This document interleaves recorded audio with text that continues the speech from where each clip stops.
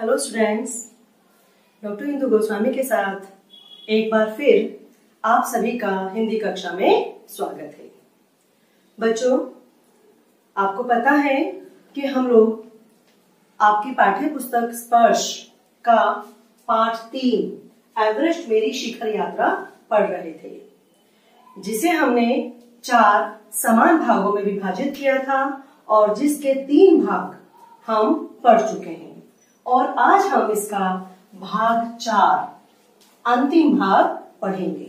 इसके बाद यह वाला पाठ जो है पूर्ण हो जाएगा, कंप्लीट हो जाएगा। तो आज हम अपना भाग 4 पढ़ेंगे, लेकिन भाग 4 शुरू करने से पहले मैं थोड़ा सा आपको भाग 3 का अंतिम सारांश समझा देती हूँ, ताकि आपको याद आ जाए कि हमने अपना पाठ कहाँ पर छोड़ा था। बच्चों, हमने पिछली कक्षा के अंत में पढ़ा था कि बचेंद्री पाल जो है यानी लेखिका जो है वह अंगदोर्जी के साथ शिखर कैंप पर चढ़ने के लिए तैयार होती है और उनके साथ चढ़ती है और वह दोपहर को 1 बजे लगभग वह हिमालय पर पहुंचने का उनका प्रयास होता है। और अंगदोर्जी उनको बताते हैं कि जो पिछले वाला यानी हमसे पहले वाला जो कैंप है उन्होंने यहाँ तक पहुंचने में 4 घंटे लगाए थे, लेकिन यदि हम अपनी इसी गति से आगे चलते रहे तो हम निश्चित रूप से 1 बजे तक पहुंच जाएंगे। यहाँ पर हम लोगों ने बच्चों अपनी पिछली कक्षा में पढ़ा था। और अब आज की कक्षा में इससे आगे यानी पृष्ठ संख्या 29 पर हम आज पढ़ेंगे और इसके बीच में आने वाले जो भी कठिन शब्दार्थ हैं वह हम यहाँ पर लिखते रहेंगे। तो बच्चों, मैं आज का पाठ आरंभ कर रही हूँ। लहाटू हमारे पीछे पीछे आ रहा था और जब हम दक्षिणी शिखर के नीचे आराम कर रहे थे वह हमारे पास पहुंच गया। थोड़ी थोड़ी चाय पीने के बाद हमने फिर से चढ़ाई शुरू की। लहाटू एक नायलॉन की रस्सी लाया था, इसलिए अंगदोर्जी और मैं रस्सी के सहारे चढ़े, जबकि लहाटू एक हाथ से रस्सी पकड़े हुए बीच में चला। उसने रस्सी अपनी सुरक्षा की बजाय हमारे संतुलन के लिए पकड़ी हुई थी। लहाटू ने ध्यान दिया कि मैं इन ऊंचाइयों के लिए सामान्यतः आवश्यक 4 लीटर ऑक्सीजन की अपेक्षा लगभग 2.5 लीटर ऑक्सीजन प्रति मिनट की दर से लेकर चढ़ रही थी। मेरे रेगुलेटर पर जैसे ही उसने ऑक्सीजन की आपूर्ति बढ़ाई, मुझे महसूस हुआ कि मैं सपाट और कठिन चढ़ाई भी आसानी से चढ़ रही हूँ। क्या होता है बच्चे, क्या बताती है लेखिका इसमें? वह बता रही है कि जब वह अंगदोर्जी के साथ चढ़ रही थी अपने शिखर कैंप की तरफ, वह दोनों चढ़ रहे थे, तब उनके पीछे पीछे जो है लहाटू आ गया। यह भी उनके दल का एक सदस्य है। वह उनके पीछे आ गया और उन्होंने सबने एक जगह थोड़ा रुके और चाय पानी पीने के बाद उन्होंने अपनी ऊपर की चढ़ाई फिर से आरंभ की। लहाटू जो है एक बेटा नायलॉन की रस्सी लेकर गया था, मोटी सी नायलॉन की रस्सी, जिसे जगह जगह हुक के जरिए वह बांध देते थे और उसके सहारे चढ़ाई चढ़ते थे।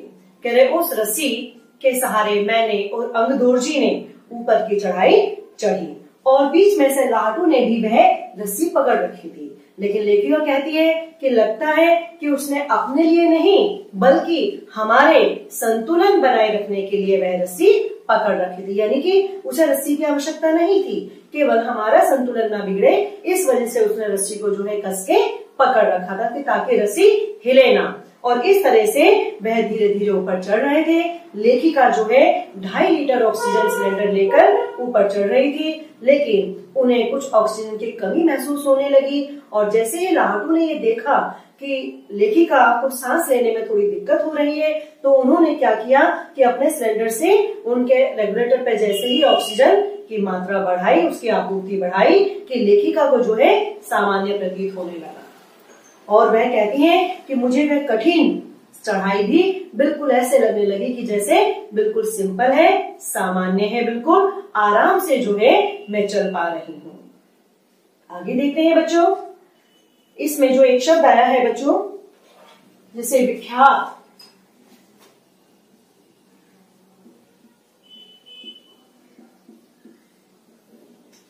यानी कि प्रसिद्ध, हम मशहूर भी कह सकते हैं इसको बच्चों।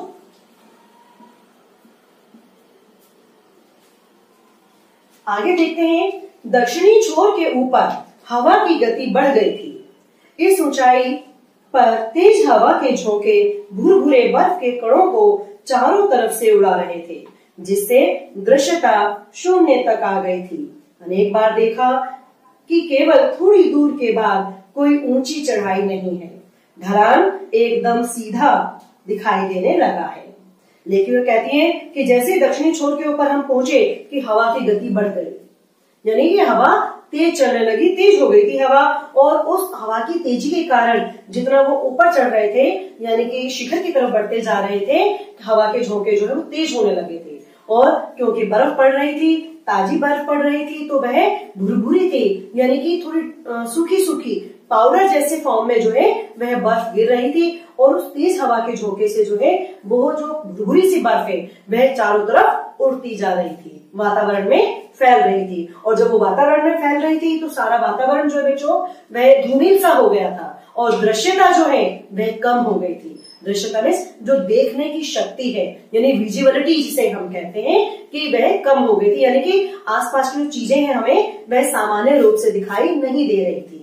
और उसी बीच में जो है मुझे लगा कि अब ऊपर की चढ़ाई जो है और नहीं है, यानी ऊपर मुझे चोटी जो है नहीं दिखाई दी, ऊपर चढ़ाई नहीं दिखाई दी और ज्यादा मुझे लगने लगा कि शायद हम नजदीक में आ चुके हैं। कह रहे मेरी सांस अचानक रुक गई। मुझे विचार पहुंचा कि सफलता बहुत नजदीक है। 23 मई 1984 के दिन दोपहर के 1:07 पर मैं एवरेस्ट की चोटी पर खड़ी थी। एवरेस्ट की चोटी पर पहुंचने वाली मैं प्रथम भारतीय महिला थी।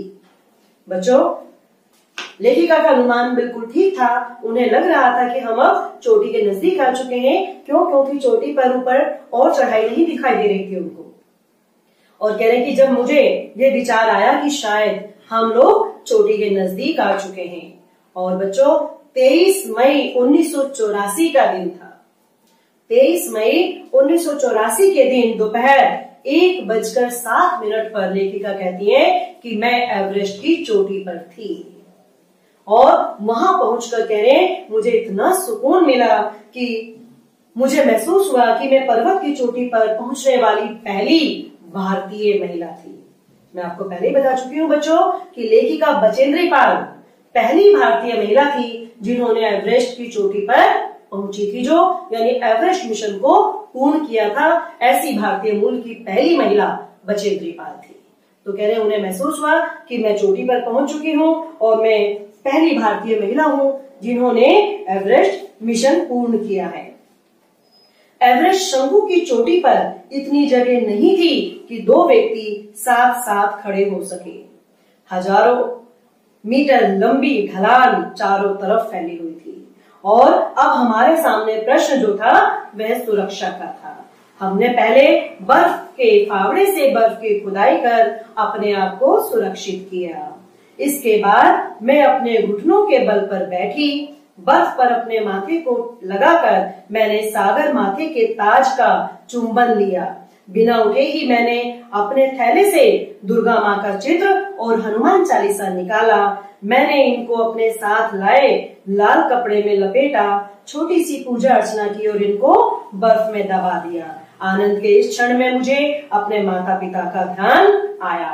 कह रहे एवरेस्ट जो थी, एवरेस्ट की चोटी पर बच्चों वो लोग पहुंच चुके हैं। और कह रहे एवरेस्ट जो है शंकु की चोटी, शंकु मीन्स एक नोक जो होती है, मतलब पिरामिड टाइप का जो होता है शंकु।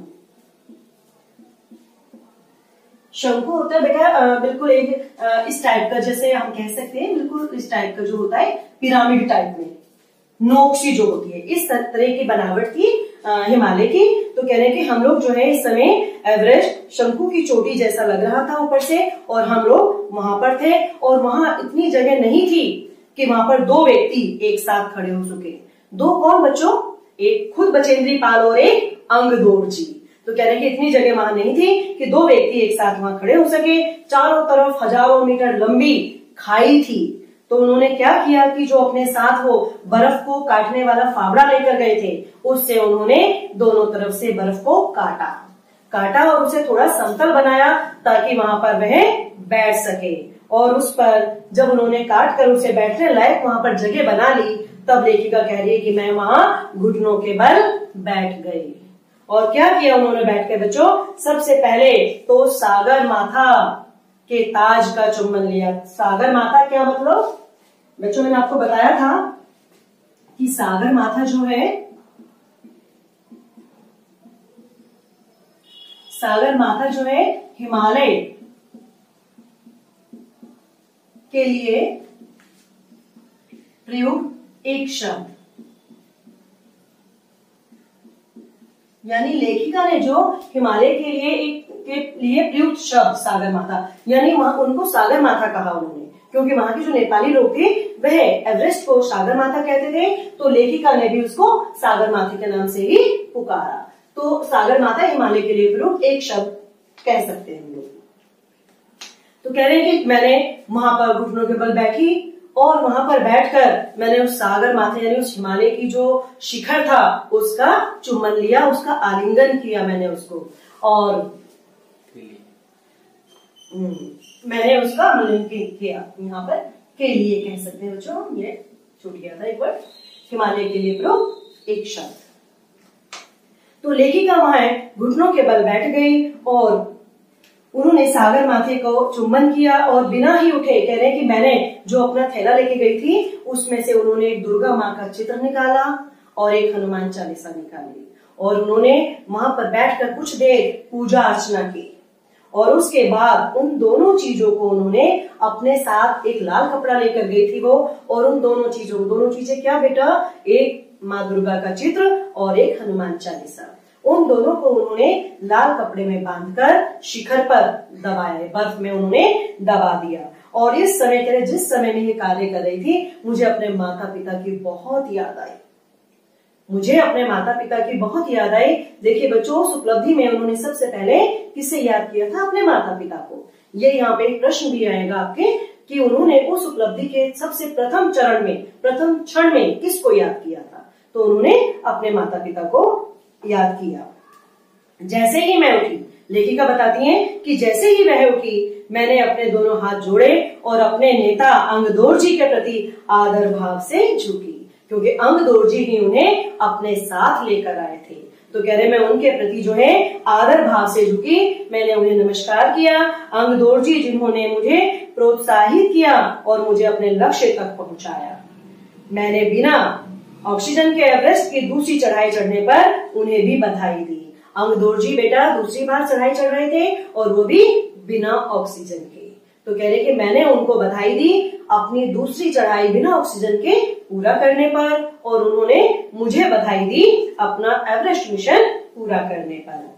और उन्होंने मुझे गले से लगाया और मेरे कानों में फुसफुसाया कि दीदी आपने बहुत अच्छी चढ़ाई करी, मैं आपसे बड़ा ही प्रसन्न हूँ। और इसके कुछ महत्वपूर्ण वर्ड जो इसमें आए हैं बच्चों, जैसे प्रोत्साहित, प्रोत्साहित यानी किसी का उत्साहवर्धन करना, उत्साहवर्धन करना। और एक और शब्द इसमें आया है बच्चों, लक्ष्य यानी मंजिल, उद्देश्य भी कह सकते हैं हम।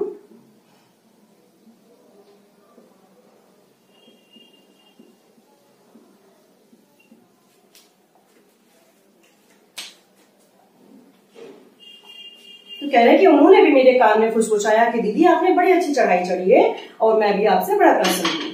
थोड़ी देर बाद बच्चों जो उनके टीम के और अन्य सदस्य थे जैसे सोनम गुर्जर वगैरह वहां आ गए और उन्होंने वहां के फोटोग्राफ लेने शुरू कर दिए। उस समय तक लाटू ने हमारे नेता को एवरेस्ट पर हम चारों के होने की सूचना दे दी थी। तब मेरे हाथ में एक वॉकी टॉकी दिया गया। कर्नल खुलर हमारी सफलता से बहुत प्रसन्न थे। मुझे बधाई देते हुए उन्होंने कहा कि मैं तुम्हारी इस अनूठी उपलब्धि के लिए तुम्हारे माता पिता को बधाई देना चाहूंगा।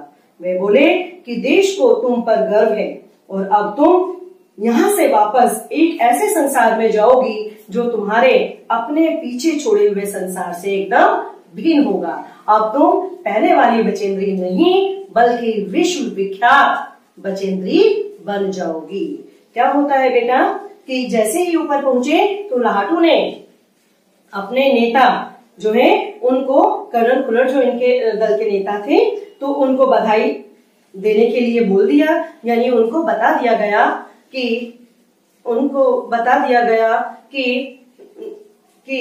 हम लोग यहाँ पे पहुंच चुके हैं। तो हम यहाँ पर पहुंच चुके हैं और उन्होंने बताया कि हम लोग एवरेस्ट पर पहुंच चुके हैं और चारों के चारों जो है हम लोगों ने अपनी यहाँ तक की यात्रा जो है पूरी कर ली है। और जैसे ही उन्होंने मेरे हाथ में वॉकी टॉकी दिया, यानी मुझे बात करने का इशारा दिया, तो मैंने भी उनसे बात की और कर्नल फुलर ने हमारी प्रसन्नता पर जो है मुझे बधाई दी और बधाई देते हुए कहा कि मैं तुम्हारी इस अनूठी उपलब्धि से बहुत प्रसन्न हूँ, और बोले कि तुम्हें जो है अब उस देश में वापस, यानी उस समाज में वापस जाना है कि जहां तुम्हारी बहुत ही प्रशंसा होगी। और बोले कि तुम पर जो है इस पूरे देश को गर्व है, क्योंकि अब तुम वह बचेंद्री नहीं हो जो पहले की बचेंद्री थी, अब तुम विश्व विख्यात बचेंद्री पाल बन जाओगी। यानी कि अब तुम एक नामी ग्रामी हस्ती बन जाओगी। अब तुम एक साधारण लड़की नहीं हो, बल्कि अब तुम पहली भारतीय महिला जिन्होंने एवरेस्ट मिशन को पूर्ण किया है, अब तुम्हें इसकी उपाधि मिल जाएगी। तो इस तरह से कहते हुए उन्होंने उनका उत्साहवर्धन किया और उनकी प्रशंसा की। इसमें भी बेटा कुछ शब्द आए हैं, जैसे कि उपलब्धि,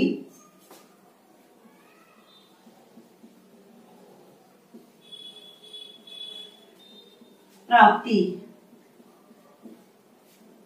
उपलब्धि मीन्स प्राप्ति, ठीक है। तो इस तरह के जो है कुछ शब्द हैं जो आपको इसमें आए हैं। ये इसके कठिन शब्दार्थ है जो आपको यहाँ पर याद करने होते हैं। और बच्चों, आज हमारा ये वाला जो पाठ है इसका व्याख्यान कार्य जो है वह पूर्ण हो चुका है।